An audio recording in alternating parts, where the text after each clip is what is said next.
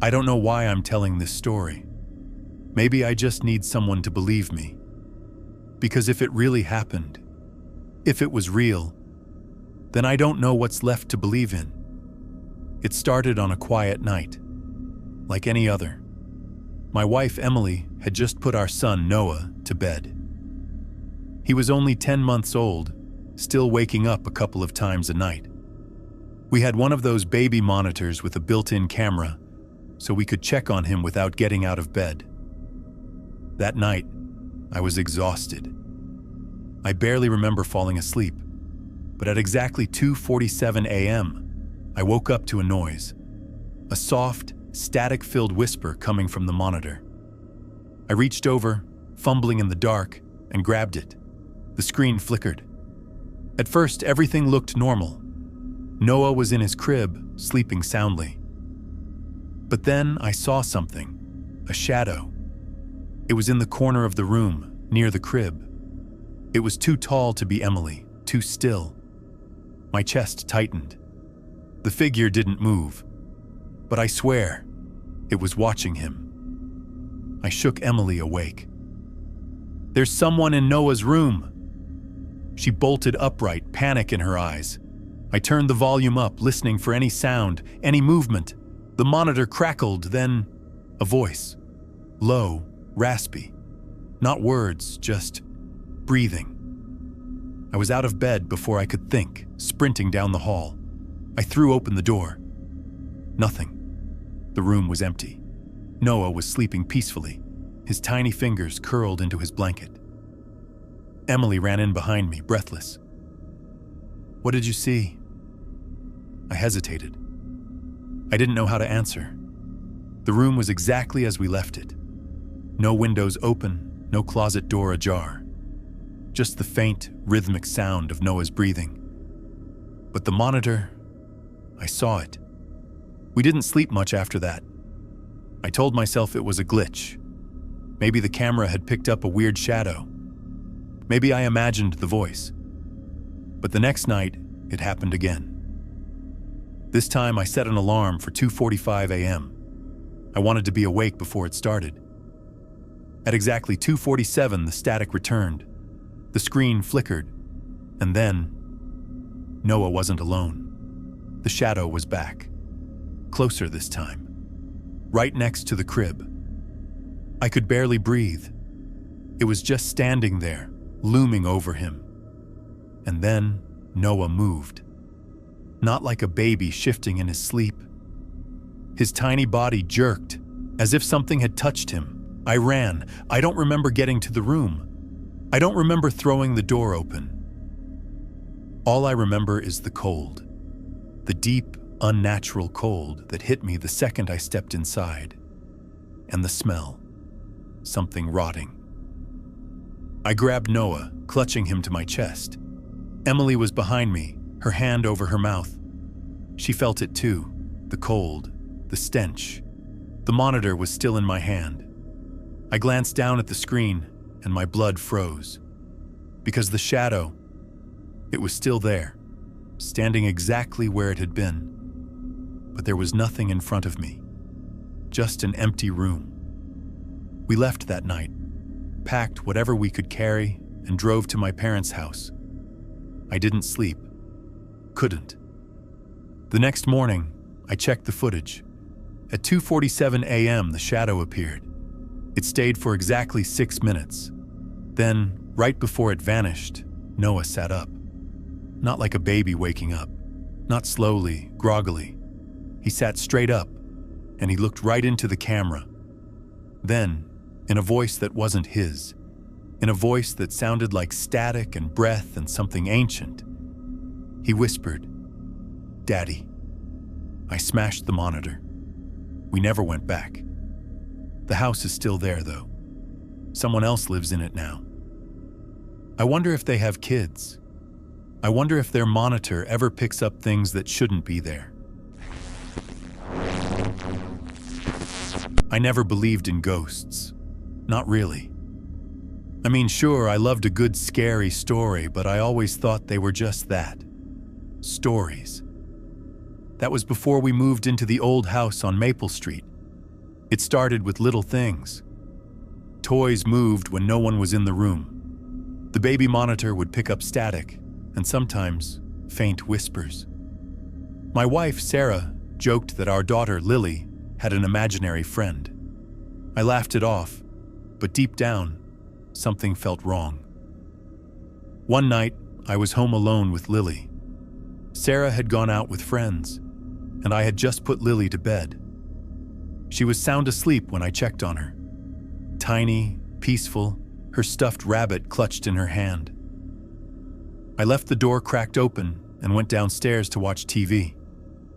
It must have been around midnight when I heard it. A soft giggle.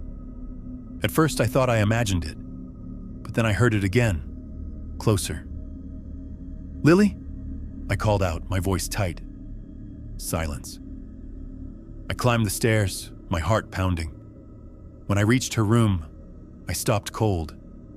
Her door was wide open. The moonlight spilled in, casting long shadows across the floor. My breath hitched. The crib was empty. My mind raced. I turned, about to call out her name again, when I saw it. Lily stood in the hallway, but she wasn't alone. A figure crouched beside her, barely visible in the dim light. It was small, hunched, its limbs too long, its face hidden in shadow. Lily was staring at it, her tiny hand reaching out. "Lily!" I lunged forward, but as soon as I did, the thing darted into the darkness. I scooped Lily up, my pulse roaring in my ears. She was trembling, her little arms wrapping around my neck. "Who are you talking to?" I asked, trying to keep my voice steady. She pulled back just enough to look at me, her big eyes solemn. "The Whisper Man." I felt my stomach drop. "The what?" She pointed to the shadows at the end of the hall. "He wants to play." I didn't sleep that night. I kept Lily in our bed, clutching her close, my mind racing. Who or what had I seen? And why did it want my daughter? The next morning, Sarah dismissed it as a bad dream. "She's just at that age where imagination runs wild," she said. But I knew better. Over the next few weeks, things escalated. Lily would wake up screaming, saying the Whisper Man was in her room. Toys would turn on by themselves. Doors would creak open in the middle of the night. And the baby monitor. I couldn't even bear to listen to it anymore. The whispers had grown louder, more insistent. One night, I woke to the sound of Lily's laughter. A cold dread filled my chest. I turned over and froze. Lily was standing at the foot of our bed, her head tilted at an unnatural angle. Her eyes, God, her eyes weren't right. Too wide, too dark. "Lily?" My voice cracked. She giggled, but it wasn't her voice. It was deeper, hollow, wrong. Then, just like that, she blinked, and it was gone. She was just my little girl again, rubbing her sleepy eyes. "Daddy?" she whispered. "The Whisper Man says it's time." I grabbed her, shaking her shoulders. Time for what? Her lip trembled. For me to go. I don't remember much after that. Just a blur of panic, packing bags, Sarah screaming at me, demanding to know what was wrong. But I couldn't explain it. All I knew was we had to leave. We moved out the next day. I never went back to that house. I don't know what it was, what it wanted, but I know it wasn't done. Sometimes, even now, I catch Lily staring at the corners of our new home, listening to something I can't hear. And last night, as I tucked her in, she whispered something that made my blood run cold. He found me again. I never should have opened the door that night. It was almost 2 a.m., and my 4-year-old son, Ethan, had been crying on and off for hours. It wasn't a normal cry. It was different. Not the whiny, sleepy kind, but something deeper, something scared. I had checked on him 3 times already, each time finding him curled up in his blankets, his tiny fingers clutching his stuffed dinosaur. But the 4th time, the moment I stepped into his room, he stopped crying. He wasn't in bed anymore. My heart lurched. "Ethan," I whispered. Silence. Then the closet door creaked open. A wave of cold air seeped into the room. I could just make out the outline of my son standing inside, facing the back wall. "Ethan, what are you doing?" He turned slowly. His face was pale, his lips trembling. "He said I have to hide, Daddy." A chill crawled up my spine. "Who?" His eyes flicked past me, over my shoulder. "The tall man." I spun around, my breath caught in my throat. Nothing. Just the dim hallway. But my gut twisted with something primal, something I couldn't explain. I grabbed Ethan and carried him to our bedroom, locking the door behind me. My wife stirred as I placed him between us. "What's wrong?" she murmured. I hesitated. I didn't know what to say. "Bad dream," I lied. Ethan pressed his face into my chest, his body still trembling. I held him close, listening to the wind outside, trying to convince myself that's all it was. But it wasn't. The next morning, I found tiny handprints on the outside of his bedroom window. Ethan's room was on the 2nd floor. That was just the beginning. Over the next few nights, Ethan kept waking up at the same time, 1:57 a.m. He would sit up in bed, staring at the closet. "He's coming," he whispered. I started staying up, watching over him, but every time the clock hit 1:57, something felt wrong. The air turned heavy. The shadows stretched a little too far. The baby monitor picked up faint static, then breathing. One night I made a mistake. I decided to open the closet. I expected to find nothing. But there was something. Something that shouldn't have been there. A shape. Tall, gaunt, with long fingers curled around the edges of the doorframe, its head tilted, bones cracking. I couldn't see its face, but I felt its eyes. Cold, empty, endless. I slammed the door shut and grabbed Ethan. We left the house that night, checking into a motel. My wife thought I was overreacting, but I knew what I saw. We moved a week later. For a while, everything seemed normal. No strange noises, no shadows lurking, no 1:57 a.m. wake-ups. Then, last night, I heard a noise outside Ethan's window, soft tapping, like fingertips against glass. I didn't want to look, but I had to. My breath caught in my throat. On the 2nd-story window, pressed against the glass, was a single handprint. Ethan stirred in his sleep, whispering as he rolled over. He found me again. I don't talk about this story. Not because I don't remember it, God, I wish I didn't, but because I still don't understand what really happened. It started 3 years ago, on a night like any other. My daughter Lily was 5 at the time. A bright, happy kid, the kind who never ran out of things to say. But that night, she was quiet, too quiet.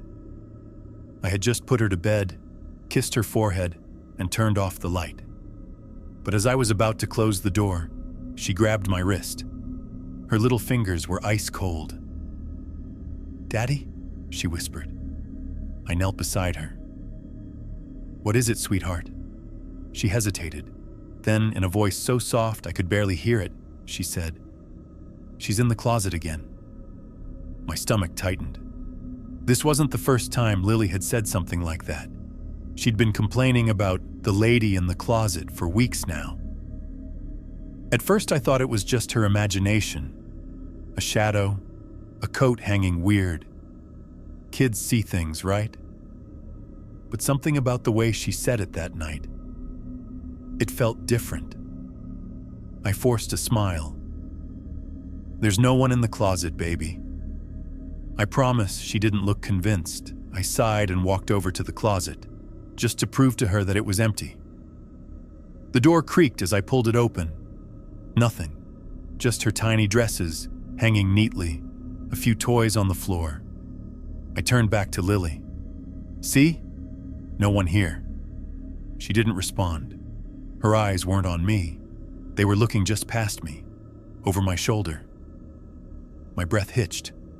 For a second, just one awful second, I felt something. A shift in the air.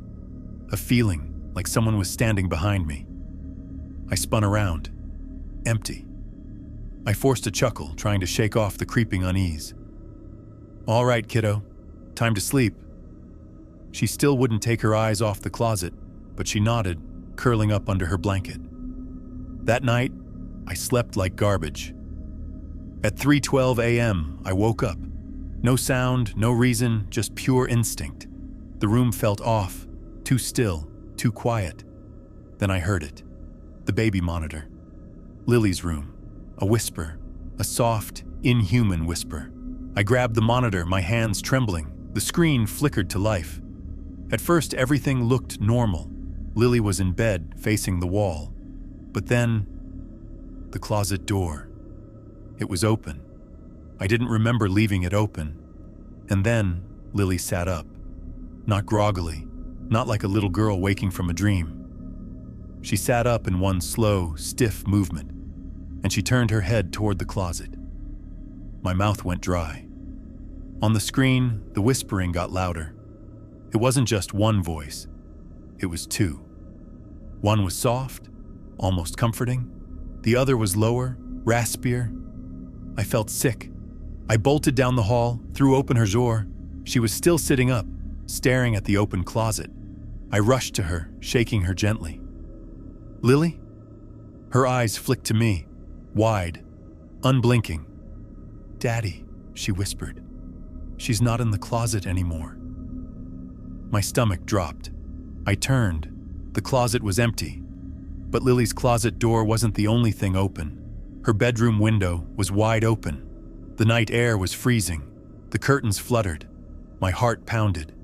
I ran to the window, scanning the backyard. Nothing. But Lily. She was still looking at the closet. Her lips barely moved as she whispered, "She's behind you." I spun so fast I nearly fell. Nothing. Just an empty room. I grabbed Lily and carried her to our room that night. She didn't protest. She clung to me the whole time, her tiny fingers gripping my shirt. The next morning, I checked the baby monitor footage, and I saw it. At 3:09 a.m., the closet door opened, slowly, on its own. At 3:11 a.m., Lily sat up. At 3:12 a.m., the window unlocked by itself. At 3:13 a.m., I paused the video, my breath caught in my throat.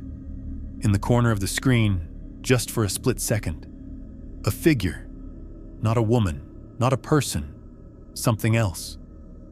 Long fingers stretched too thin. A face that wasn't a face at all, just empty, hollow darkness. And the worst part? It wasn't moving toward Lily.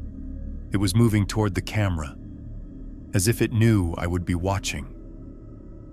I deleted the footage. I don't know why. Maybe I didn't want proof. Maybe I didn't want to believe it was real.